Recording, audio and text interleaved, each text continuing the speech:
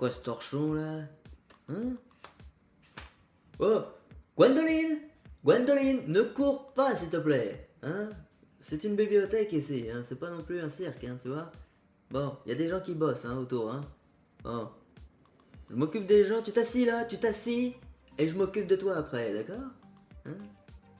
Bon, je m'occupe de avant. Bien le bonjour! Bon, ça je vais poser ça là parce que c'est un torchon, hein? J'ai jamais vu une copie aussi sale. Bon, vous êtes là pour les news, hein, je présume, donc bon, oui, alors, il y a eu un paquet de trucs hein, cette semaine. Eh oui, il y a un paquet de trucs à dire. Eh oui, la première des choses, c'est qu'on va parler un petit peu des terres d'encre. Hein, et qu'est-ce qui va arriver cette semaine à propos des terres d'encre? Qu'est-ce qui devrait arriver? Eh ben ça, on va le voir tout de suite. On va également parler d'un événement en particulier, la Lorcana Day, mais édition numéro 3. On a enfin la date de cette troisième édition et on a aussi deux petits invités qui vont s'ajouter à cet événement, on va voir ça juste après. Troisième news, on a eu aussi le trailer, un trailer des terres d'encre. Alors ça par contre, c'est vachement intéressant, on va regarder ça ensemble. Et enfin, eh bien, comme chaque semaine, eh bien, on a notre lot de spoilers. On va voir si Ravensburger nous a offert encore des très bonnes cartes ou des cartes bof bof. On va voir ça tout de suite. On commence par la première news. Alors la première news c'est quoi? Eh bien la première news c'est les précommandes des terres d'encre. Et oui, une chose à ne pas oublier les amis, c'est cette semaine, c'est le 2 février, donc ce vendredi qu'il y aura les précommandes pour les terres d'encre. Alors là, je suis sur la boutique Parkage. Il y a également la boutique Play-in. Bon voilà, c'est les deux boutiques les plus connues sur Paris, on va dire. Alors, il me semble que sur Play-in, il n'y a pas encore de précommande. Et lorsqu'on appuie sur justement un des produits, il n'y a pas vraiment de communication là-dessus. Mais on peut s'attendre à ce qu'il fasse la même chose, on va dire, que Parkage. Et Parkage communique bien sur la date de ouverture des précommandes, le 2 février. Alors cette fois-ci, on n'a pas la même situation que pour premier chapitre et pour l'ascension des Floodborn, à savoir que là, Ravensburger, normalement, a fait énormément de stock, a produit énormément de stock. Donc je ne pense pas que après ces précommandes, ces magasins-là, ces boutiques-là, n'aient plus de stock, ça m'étonnerait. Je pense qu'ils auront quand même pas mal de stock pour cette extension là. Après je peux me tromper, bon c'était ce qui se disait en tout cas sur internet et autres, en tout cas que les stocks allaient s'améliorer de plus en plus. Et on a également l'Illuminaire Trove, hein, ça y est, le trésor des Illuminaires, maintenant on peut l'appeler comme ça. Il est en français et c'est la première fois qu'on aura un Trove en français. Et donc voilà, avec tout ce qu'il y a à l'intérieur, les dés, le petit compteur de l'or, les boosters en français également, là cette fois-ci ça va être un produit quand même assez recherché je pense. Donc c'est pour moi le seul produit qui pourrait subir le joug des scalpers. C'est dommage mais c'est comme ça de toute façon. Après à voir s'ils ont fait énormément de quantité pour ce produit là, ça serait bien. En tout cas voilà, il faut faire attention, c'est pour ce vendredi 2 février, donc ne loupez pas le coche comme on dit. Allez, on se lance sur la deuxième news et on va parler de la Lorcana Day. Alors il s'agit de la troisième édition de cet événement. C'est un événement qui a été organisé par le Twitcher et YouTuber Jérôme en live. Alors pour ceux qui ne connaissent pas la Lorcana Day, c'est un événement qui est organisé en Seine-et-Marne, près du parc Disney, hein, dans les hôtels partenaires de Disney. C'est un événement où là où vous pouvez échanger vos cartes, vous pouvez aussi jouer quelques matchs avec quelques personnes. Vous pouvez participer à un tournoi, à un assez gros tournoi, à peu près de 60 à 80 personnes. Vous avez des petites activités qui sont organisées aussi, avec notamment aussi des conférences, hein, des petites conférences. La dernière Lorcana Day 2, on a eu une petite conférence avec deux illustrateurs de Lorcana. Et là, il y a quelques jours, hein, ils nous ont dévoilé la date du troisième événement de la Lorcana Day. Et il s'agit de cette date-ci, le 13 avril. Et oui, ce sera le 13 avril qu'aura lieu justement la Lorcana Day 3. Alors ça sera toujours au Grand Magic Hotel, un hôtel partenaire de Disney. Et ma foi, j'ai très hâte parce que là, cette fois-ci, on a quelques news dans une news, j'ai envie de dire. Alors ceux qui organisent justement cet événement, ils nous ont fait une petite surprise et ils nous ont dévoilé justement les illustratrices qui seront présents à cette troisième édition. Et il s'agit de cette première personne, Alice Pisoni, qui a dessiné du coup toutes ces cartes là. Et honnêtement là, voilà, ça, Belle, Ariel, Madame Mime, c'est des cartes qui qui sont bon, un peu moins pour belle, mais en tout cas c'est des deux cartes là qui sont très très jouées dans la méta. Elle a aussi dessiné du coup Alice en version enchantée, donc du coup si vous venez à cet événement, et bien vous pourrez faire dédicacer l'une de ces cartes là. Et puis moi la bête là ici, voilà, c'est l'une de mes cartes préférées. Et notre deuxième invité qu'on aura dans cet événement, c'est Giulia Riva. Alors je sais pas si je le prononce bien, désolé si j'ai écorché le prénom. En tout cas, elle a dessiné toutes ces belles cartes là, dont le génie que j'adore. Je joue énormément dans le Green Fassa en ce moment. Et puis bah, Cruella Diablesse dans le deck Discard, etc. L'ombre de Peter Pan qui commence à faire parler de lui assez souvent dans la méta là, actuellement. Donc voilà, que des bonnes cartes. On a des invités au top. Je pense qu'il y aura un petit peu plus d'invités. Je pense que l'illustrateur Alex Accorsi ou même Connie serait peut-être de retour dans cet événement. C'est vraiment une chance de pouvoir rencontrer ces personnes-là, ces illustrateurs et ces illustratrices dans des événements comme ceux-là. Donc on remercie énormément Jérôme Alive et son équipe. Et si vous voulez acheter vos petites places, et bien c'est sur le site de la Petite Chèvre Shop. C'est la petite boutique où vous pouvez acheter vos places pour aller à cet événement de la Lore Canadé. Et me semble-t-il, il y a encore un petit peu de place. Et d'ailleurs, vous pouvez peut-être participer à un événement, un petit tournoi de draft ou de paquet scellé. Je suis très intéressé par le draft et le scellé, beaucoup plus que le construit. Donc j'y participerai peut-être. Et on passe maintenant à la troisième news et c'est le trailer des Terres d'encre que Ravensburger nous a dévoilé cette semaine. Et on va regarder ça tout de suite les amis. Alors, on lance la vidéo.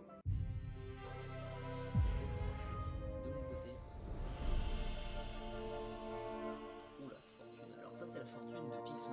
C'est sûr. Alors ça c'est une carte.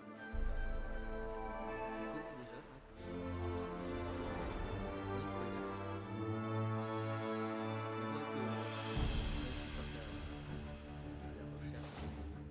D'éclat de l'or.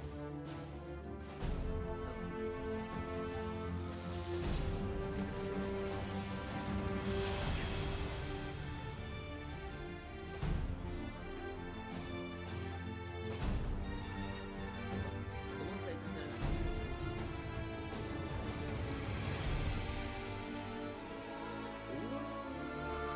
Oh, alors lui. Ah, l'animation. Très belle animation.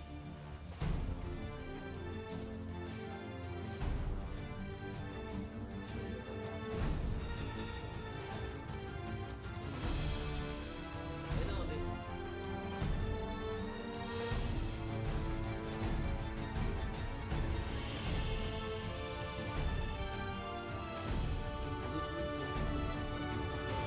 Il avait le trident là.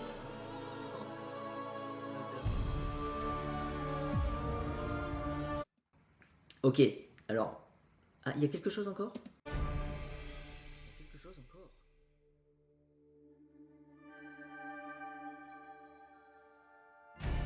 Oh. Ah bah voilà. Bah voilà. Bah voilà. Bah oui, bah non mais attends.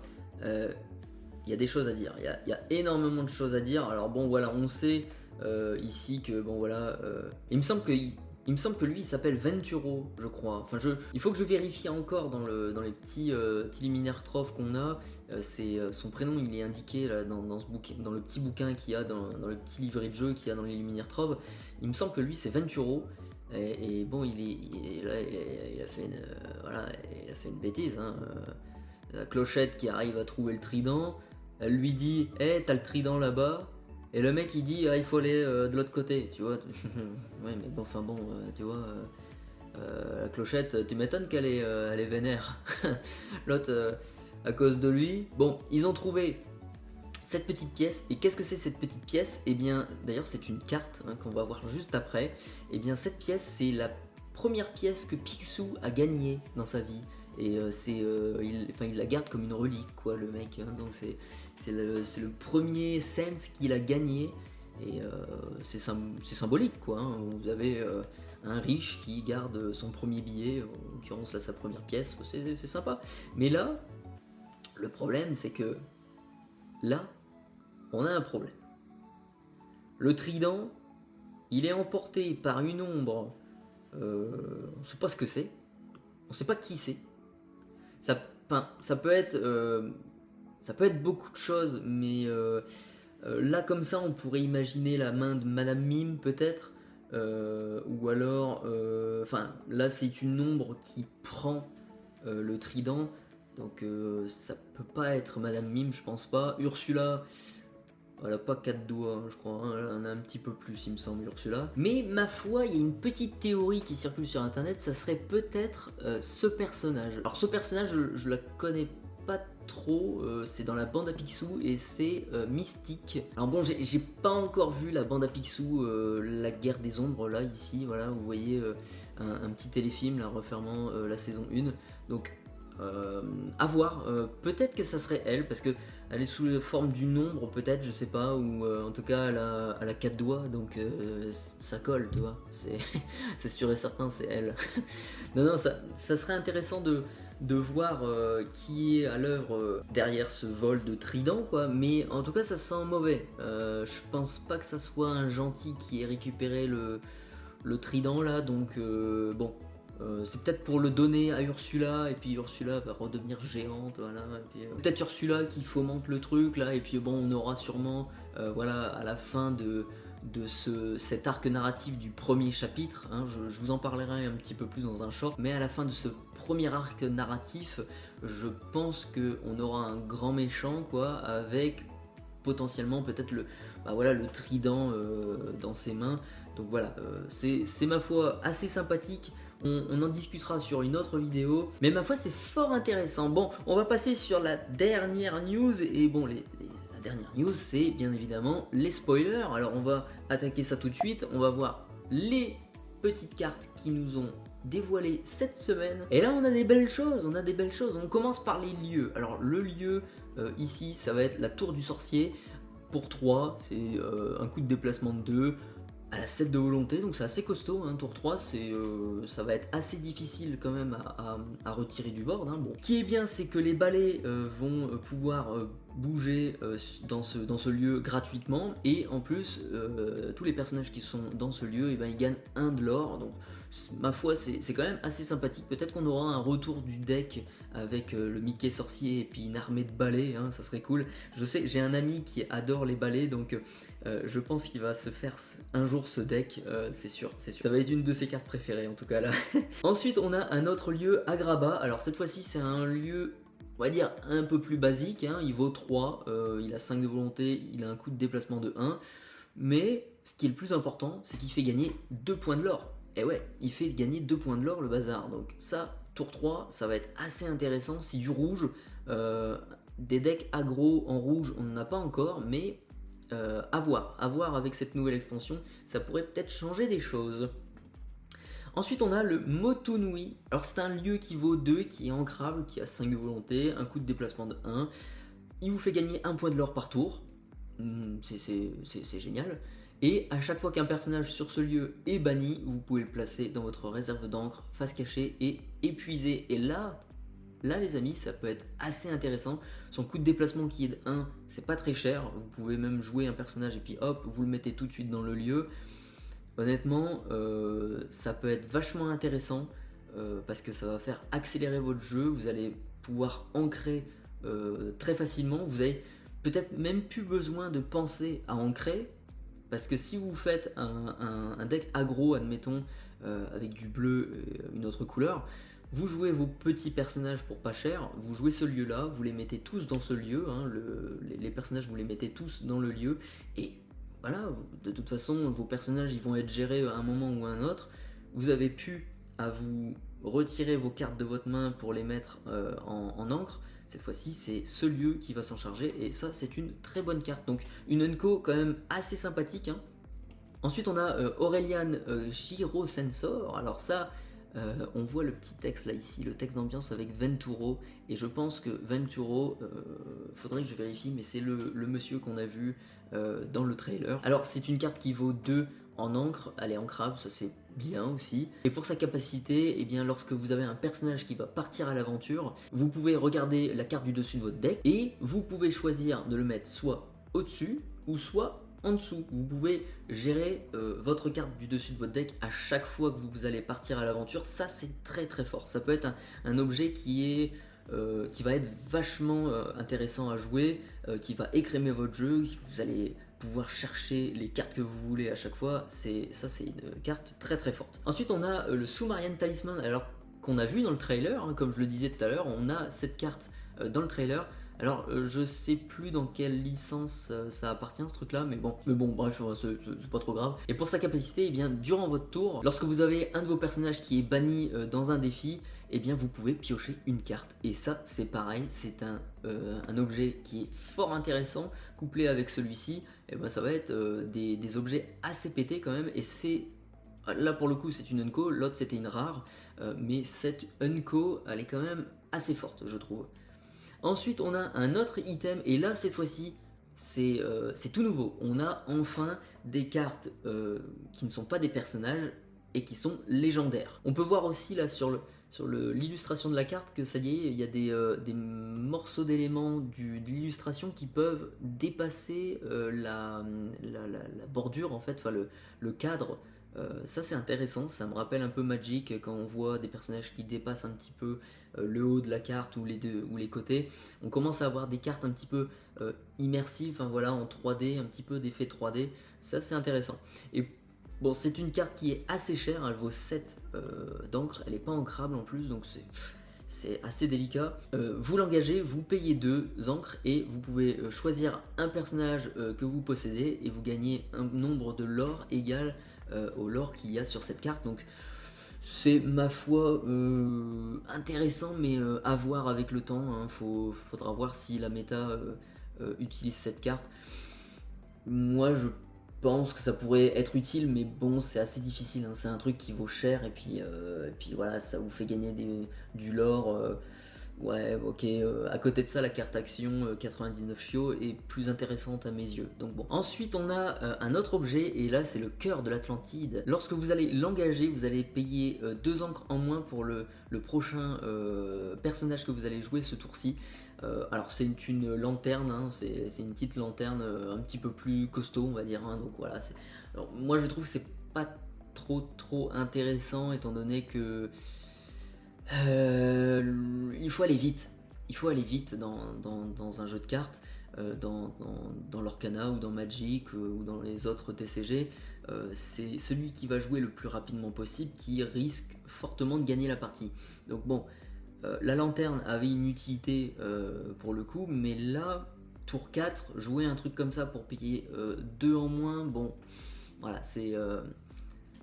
pour moi, c'est pas trop intéressant. Bon voilà, je me trompe peut-être, mais en tout cas, on verra bien. Ensuite, on a cette carte, enfin, une petite chanson, hein, de Aladdin, du coup du génie, hein. Et elle est ancrable, elle vaut 5, et là pour le coup, sa capacité, elle est assez intéressante. C'est chaque joueur va mettre les 3 cartes du dessus de son deck dans sa réserve d'encre, face cachée et épuisée.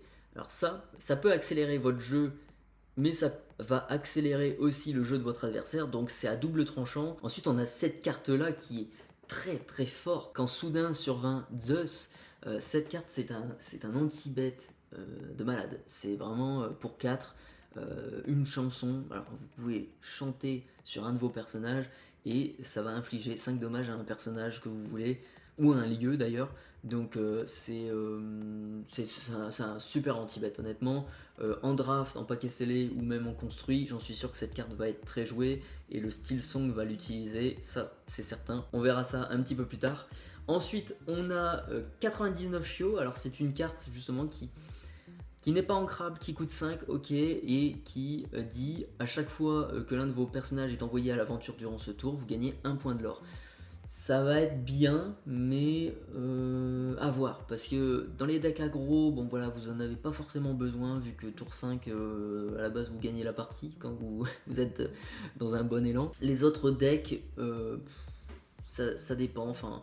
C'est une carte assez difficile à jauger actuellement. C'est intéressant mais pas foufou, donc à voir. C'est une carte Unco, vous me direz, donc bon voilà, heureusement. Ensuite on a Dela Duck. Alors elle, je la connaissais pas. Enfin moi j'ai pas encore vu la bande à Picsou en tout cas et la nouvelle génération. En tout cas vous avez une carte qui coûte 2 en encre, c'est une 3-3 qui a combattant. Oui c'est bien mais c'est pas terrible en même temps parce que bon vous avez Gaston qui est dans le premier chapitre qui est nettement plus intéressant pour le coup.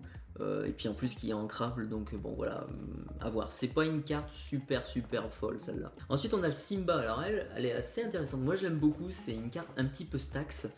Stax, pour ceux qui ne connaissent pas, c'est un deck dans Magic où vous allez pas mal bloquer vos adversaires. Voilà, c'est le but de ces decks là, ça va être de bloquer votre adversaire dans le sens où vous allez lui dire vous pouvez pas faire ça, vous pouvez pas jouer ça, ah bah non là tu peux pas faire ça à ce moment là, enfin etc. Donc cette carte c'est un petit peu le même esprit avec aussi Tiana de l'ascension des floodboards. Et là pour le coup c'est une 5 d'encre qui est ancrable, une 4-6, c'est bien, c'est un bon body moi je trouve. Elle fait gagner 1 point de l'or et ensuite sa capacité c'est à chaque fois que ce personnage en bannit un autre via un défi durant votre tour, choisissez un personnage adverse et il ne pourra pas défier durant son prochain tour. Et ça, ma foi, il y a beaucoup de gens qui peuvent peut-être critiquer cette carte, mais honnêtement, moi je la trouve très forte. Vous dites à votre adversaire, bah celle-là, elle va rien faire. Enfin voilà, elle va pas défier mes personnages. Et souvent, vous allez prendre pour cible des personnages qui sont assez embêtants, comme des Madame Mime par exemple, des Madame Mime Renard qui sont des 4-3. Qui pourraient faire mal à vos autres personnages, pardon. Donc c'est de la gestion, donc c'est des decks contrôle, c'est très bien, c'est une très bonne carte je trouve. Ensuite on a le Prince Eric pour 4 d'encre, c'est une 2-2 qui fait gagner 2 points de l'or et quand ce personnage est banni, et bien vous pouvez bannir un personnage de votre choix. On peut penser à des cartes comme le chat de Cheshire du premier chapitre notamment, qui disait que si elle est bannie, et bien voilà vous bannissez le personnage adverse, même Cusco, voilà fait ça. Là pour le coup c'est très différent. Le Prince Eric justement va vous permettre de bannir n'importe quel personnage, pas celui qui vient de le bannir. Donc ça c'est assez intéressant. C'est une super rare qui sera sûrement jouée dans les decks contrôle je pense, peut-être, voilà. Je m'avance pas mais on ne sait jamais. Ensuite on a un Jim Hawkins, un petit Jim Hawkins, voilà, tour 2, voilà, une 3-2 qui fait gagner 1 point de l'or. Ok, c'est sympathique, c'est une commune quoi. Et là, vous avez une carte très intéressante. Celle-là, elle va être très jouée, ça c'est sûr. Vous allez avoir souvent les bêtes héros tragiques dessus et compagnie. Parce que là, pour 2, elle est ancrable. En plus, c'est une 2-1, c'est une rare. C'est juste une rare, les mecs. Et pour le coup, vous pouvez jouer n'importe quel personnage avec Alter sur ce personnage, quel que soit son nom. Donc une belle qui a Alter 3, qui fait défausser la main de votre adversaire, vous allez pouvoir le jouer avec ce personnage. Vous pourrez jouer une bête héros tragique, vous pourrez jouer n'importe quel personnage Alter sur celui-là. Et ça, vu que ça arrive tour 2, c'est vachement intéressant, c'est très fort. Donc ça c'est une de mes cartes préférées pour l'instant de l'extension. Ensuite on a Audrey Ramirez, hein, oui, c'est une 2-5 qui fait gagner 2 points de l'or, qui a hors d'atteinte, et lorsque ce personnage part à l'aventure, et bien vous pouvez redresser l'un de vos objets. Donc intéressant à voir sur quel objet l'utiliser, mais c'est dans l'esprit du bleu, donc c'est sympa, voilà, c'est une bonne carte. Ensuite on a enfin des cartes de la licence de l'Atlantide, et là pour le coup on a une Kida avec une simple Kida, hein, c'est une 2-2 pour 1 qui est ancrable, ça rappelle les Stitch et la reine. Donc. Et ce qui est sympa, me diriez-vous, on a un petit texte Atlante là ici, et ça c'est assez sympa. Je crois que le texte veut dire, faut regarder au niveau de l'alphabet, mais j'ai cru voir qu'il disait bienvenue dans les terres d'encre, un truc comme ça. Donc c'est assez sympathique qu'ils aient mis ce petit détail, et d'ailleurs moi ça me fait penser beaucoup dans Magic, qui font de leur côté avec les écritures phyrexianes. Pour ceux qui connaissent, on a un langage spécial, hein, et donc Disney, là Ravensburger nous a inclus ce langage là dans le lore de l'Orcana, c'est plutôt cool, donc ma foi très intéressant. Et ensuite on a une autre Kida qui a cette fois-ci Bodyguard, donc c'est une 2-3 pour 2, Ouais, c'est sympathique, c'est une carte sympathique, c'est une commune. Bon voilà, on aura peut-être, comme je le disais, une autre Kida, peut-être dans l'extension, peut-être une flotte-borne, ça serait cool. Ensuite on a Lyle Tiberius Rourke, ça c'est le méchant hein, de l'Atlantide. Et c'est une carte qui vaut 3, qui n'est pas ancrable, c'est une 2/4. Et quand vous jouez ce personnage, eh bien, vous pouvez choisir un personnage adverse et il gagne combattant jusqu'à votre prochain tour, donc ça va être assez sympa. Le Pinocchio, et ben là, tu vois, il peut pas partir à l'aventure, il est obligé d'attaquer. Allez, viens.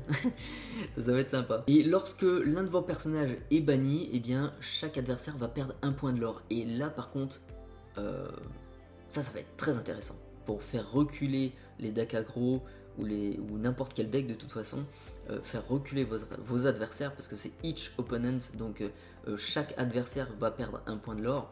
C'est très très fort, c'est très très très fort. Ensuite on a Helga Sinclair qui a offensive plus 2, c'est une 2/4, voilà, donc une 4/4 pour 3, ça va, ça fait le taf quoi, on va dire. Ensuite on a un premier Milo qui arrive tour 1, c'est une 2/2, toute simple, hein, voilà. Ensuite on a un deuxième Milo qui arrive tour 2, et là c'est une 2/2 qui fait gagner un point de l'or, et le temps que ce personnage est dans un lieu, eh bien il va gagner 2 en force, donc voilà, ça va être une 4/2, intéressant mais pas folichon non plus quoi, voilà. Et là par contre on a une flotte-borne, on a un Milo flotte-borne qui a alter 4 du coup, et qui fait gagner 3 points de l'or. Donc on va pouvoir le jouer sur Morph, hein, admettons. Et lorsqu'il est banni, eh bien vous retournez tous les personnages de vos adversaires dans leurs mains. Ça c'est bien. Ça c'est très très bien. Bon, par contre, il faut la jouer en alter parce qu'elle coûte 7, sinon elle est pas ancrable en plus. Donc voilà, c'est une légendaire du côté émeraude. C'est intéressant, mais c'est pour le coup assez cher. Donc voilà, pour une 4/4 en plus. Après, elle fait gagner 3 points de l'or, donc c'est quand même assez intéressant. Sa capacité va être sympathique, mais c'est pas non plus foufou quoi. Mais bon, on verra encore une fois ce que ça va donner pour la méta. Et c'était la fin de ces news les amis, c'est la fin de cette vidéo du coup. Moi je vous remercie de l'avoir regardé jusqu'au bout. Dites-moi dans les commentaires si ces petites news vous ont plu là cette semaine. On n'oublie pas de lâcher le petit pouce vers le haut et de vous abonner, c'est très important pour moi. Sur ce, prenez soin de vous et à tantôt, hein. À tantôt, allez. Oh Gwendoline, viens ici là. Ouais, viens, c'est bon.